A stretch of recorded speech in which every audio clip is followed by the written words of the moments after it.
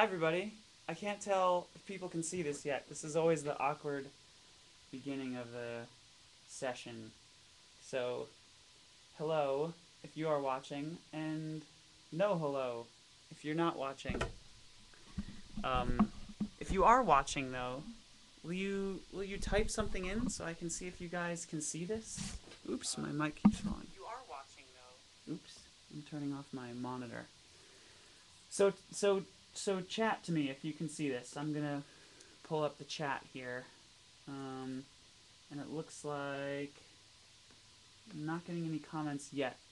So I don't know if people are watching it, but if you are, chat something to me so I know you're watching. I'm on my channel, my Ustream channel right now. There's a chat room there. So, but the chat window keeps blocking. So I'm going to play some songs in a little while, and I think I'm going to play a couple songs from the new record, and I just want to sort of talk to everybody about, about what you guys think about it, and if you like it, and I'm interested to hear your thoughts about the record. So as soon as I can get the chat working here, we're gonna do this.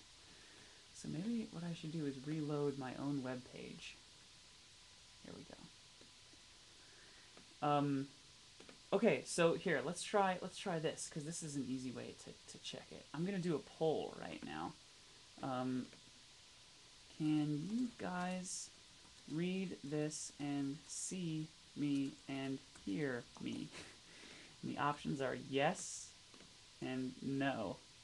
And I'm starting the poll, so you guys can tell me if you can see and hear and whatever it is, because I'm interested to know. So far, no responses to the poll. Oh wait, no, here we go. 50, no, 80, 91% yes. Okay, cool. So there are people watching, and they're it's hard to tell. Okay, so I'm on my channel right now. I'm trying to do the chat thing, but it's sort of taking a while. So maybe I should just start by playing some music, and then I'll figure out the chat a little bit later. Try logging in. Do you guys have the problem with the chat room where you try and pop it out and then it doesn't come up? Because I have that problem. Let's see if this works. And I also have, so I've got 5 songs that I could play for you guys. So, oh, there we go. There's some chats. Hooray! Alright, I'm in the chat room now. I can see everybody. Here we go. Cool. I feel like I'm connected. So, welcome. Sounds okay, video lags.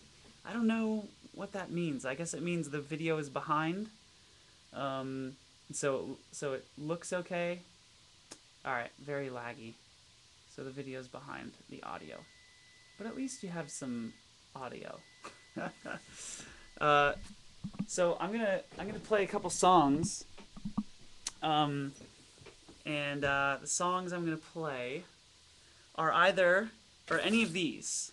I don't know if you guys have had a chance to listen to the record yet, but I've got Long, Long Time Ago, Away, I Wonder Where the Moments Go, Sinking Feeling, or Off With His Head. So those are the options. And maybe I'll do a poll here. So the question is, which song should I play now? The options are Off With His Head, Long, Long Time Ago, or Sinking Feeling. Start poll. Somebody says, are you at home on your 3G connection? Yes, I'm at home on my 3G connection. That's why it looks so bad. Somebody says the video is about 1 frame per second. I'm sorry. We don't have internet at my house. Despite the fact that I and Papamoose are internet bands, we have no internet at the house. I'm literally broadcasting off my phone, using my phone as a personal hotspot right now. I signed up for the personal hotspot thing, so I'm broadcasting off my computer through my phone's 3G connection. Okay, so far the poll says 44% off with his head, 30% long time ago, and sinking feeling has 25%. So we will start with off with his head. Oh wait, somebody says, wasn't someone supposed to buy you internet? Yeah, you were at the Pamplemousse show last night, weren't you? Yes, somebody was supposed to buy us internet. Okay, somebody says, what's your favorite song on your new album? I don't know. I think I like Get It Out and Only Dreaming, because those are like more rock kind of things. And I don't know, after a long time working with sort of like quieter stuff, I started craving the rock stuff more. So I wanted to do more rock stuff. So now I'm like into rock. Yeah, rocktastic, exactly. They're more like driving electric guitar kind of stuff. But yeah, so I'm gonna the stuff that I'm working on now is gonna be more like it's gonna be a little more hardcore, I think. You know. Were you inspired by the Beatles for this one? Oh, dude, totally. I mean, I know it's obvious, but it's sort of a phase I had to go through. I didn't start listening to the Beatles until about a year ago, and I listened to the whole catalog, and I was just like, oh my god, these guys are amazing!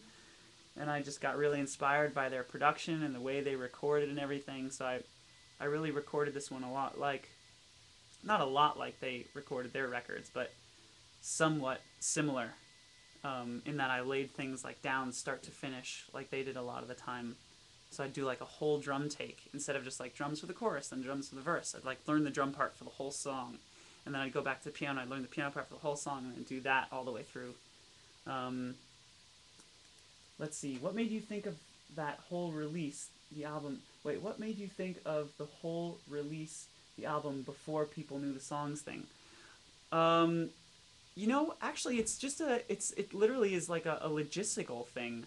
If you release the songs one at a time, then you have nothing on iTunes or out for people to buy when when the song comes out on YouTube. And like when the song comes out on YouTube, I think a lot of people want to get it. And if it's not available when it comes out because you're releasing one at a time, then it just makes it harder for people to get the music.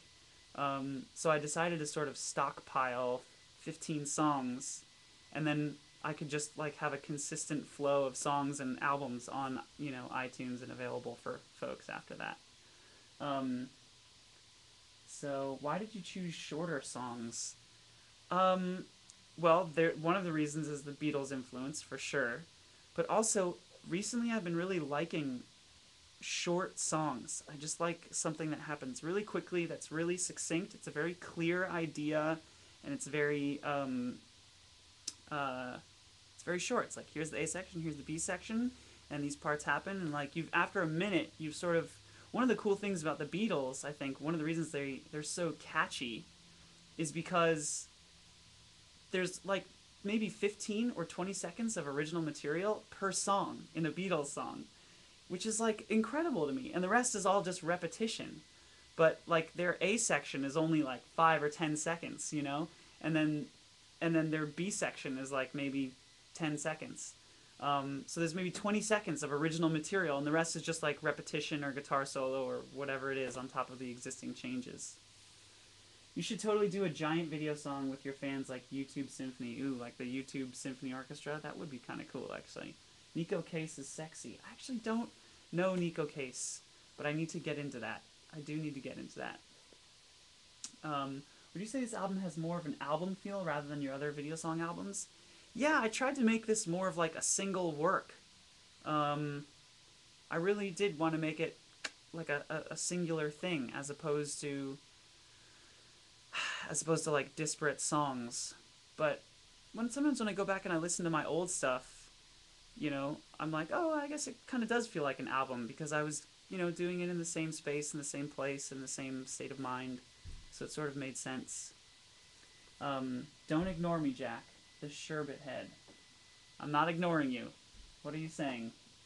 The remix, Jack. Did you ever hear that remix? I'm not sure I know what kind of remix you're talking about. Send me an email. Don't you dare pull a Nabil on me. I don't know what you're talking about, sherbet head. Do you know that Mute Math and Lewis Cole are releasing their new album soon? I didn't know Mute Math is releasing a new album soon. They just released an album last year, but that's tight. I'd like to hear it. I wasn't a huge fan of their last record, but I love their first record so much. I'd be It'll be interesting to see where they're going next. Do you and Natalie help each other out on your individual pages of music? No, not really. Sometimes we play things for each other, but whenever we do music together, it's always Pamplemousse. Is it raining over there? It has been raining for a long time, but it's not raining right now. Where's Natalie? She's in there cooking dinner. She's right there, actually. She just got home. I'm going to close the door, speaking of which. Hi, Lauren. Do you need to come in? Huh? Do you need to come in? No, I was just... Oh, can I close the door? Yeah. Okay. I was going to close the door for you. Thank you. That was Lauren. For those of you who don't know, Lauren O'Connell's our roommate, and she is an amazing singer-songwriter. You should go check out her stuff on YouTube. Lauren O'Connell. Somebody says he can't listen to Radiohead. Wow, somebody's been to webcasts before. That's true. I've said that. I said that in a previous webcast. I used to listen to so much Radiohead that I had to stop listening to Radiohead because for so many reasons. But I was just starting to just take on too much of them. I noticed that you use a piano a lot in this record. Is there a particular reason for that? I like it, but I'm just curious. Yeah. I feel most fluent on piano. And also, this last year I've been living in this house, and my electric guitar is in a separate place, which is down there in the studio. So whenever I'm just like hanging out and I'm in the kitchen or something, or just whatever, I walk over to the piano, I start writing. And I think having the piano readily available has just made me write way more songs on piano, as opposed to not having an electric guitar readily available. I used to have all that stuff in the same room, but my studio is down about 100 feet on the property, so I can't just sort of like pick up an electric guitar and start wailing. Are you pumped for the new Incubus album? Ooh, that's pretty cool. They just finished it apparently. I'm very excited for that. I love Incubus. Although I don't know, I feel like they peaked at a certain point, but I'm still interested to hear them. How well do you guys do off the music and YouTube? I know you're not crazy rich, but you guys are kind of blowing up right now. Just curious. Don't mean to pry. Yeah, no, that's a great question. We're doing great. We make enough money so that we don't have to have jobs. We just get to make music all the time, which is awesome. Pamplemousse's albums sell really well on iTunes, so that's most of my and Natalie's income. And then we get commissions too from companies, like that Hyundai ad, which was awesome for us. That pays really well. Anything that's on TV commercial pays super well, and so that keeps us afloat. Stuff like that helps us build a savings too, which is important for a musician, because I think a lot of people who have jobs like automatically get savings. They get 401ks, all that stuff is set up for them. As a musician, you have to build a savings for yourself. There's nobody helping you out with that. So yeah, getting like commissions and stuff from companies is super helpful. And we have this new thing coming up with Samsung. They wanted a viral video, so Pamplemousse is gonna be recording a video song basically with their phone. We're gonna be filming it with their phone and like maybe adding instruments and stuff on their phone. I don't know where it's gonna go yet, but I think it's gonna be pretty fun. We'll see how it turns out. Do a Beatles cover. I would love to do a Beatles cover. I think I will do a Beatles cover. It's awesome you two live on your art. Yeah, dude, it's so awesome. It is so awesome. I can't believe it's happening. I mean, like you said, we're not rich. We're not big, famous, fancy musicians, but we're definitely making a living doing what we love to do, which is like the most important thing for me, at least. How are you handling all the attention? In your old vid, you were excited about 5K downloads. Yeah, we're doing fine. Actually, to tell you the truth, with all the attention comes so many things. Lots of good things and lots of bad things. One of the bad things is that there's tons of business involved, and so your life just gets consumed with paperwork and business and legal stuff and contracts and negotiations. And so Pamplemousse has really had to have a lot of people help us for a while now. Like the last several months, we've gotten a lot of help. We have a management company helping us, network management. We have Dan and Rachel, who have just been awesome and helping with all logistics, and they helped with my album too, with release and stuff. And then we have a lawyer who does all of our contract stuff. We have an accountant who manages all of our, downloads and that kind of stuff. And it's sort of, once you get to a point where you start to sell a lot, you just, and the other thing is you get a lot of influx of emails and people asking to do things and to work on things and work on projects, and you need someone to sort of manage all that because you'd spend your whole life checking email. So yeah, there are good sides and there are bad sides. I mean, I think the good sides outweigh the bad sides. You get to make a living playing music. You just have to figure out a way to start having your team build so that you don't have to take care of all the business. How do you write lyrics? Man, I don't know. Sometimes they just come. I think it's best when you play a melody and a lyric comes right with that melody. I usually try and just hold on to that lyric and try and make it work, because I feel like it came for a reason. If you're playing something and singing it and the words just came out, that sort of comes for a reason. Although sometimes you can be on autopilot and sometimes I find myself saying the same kinds of syllables and I'm like, wait a minute, that's just how it sounds. It has nothing to do with the meaning of the words. What's my process for writing lyrics and melodies? Sometimes, I wrote a comment on this on YouTube today. Sometimes melodies come supernaturally, not supernaturally. Sometimes they come very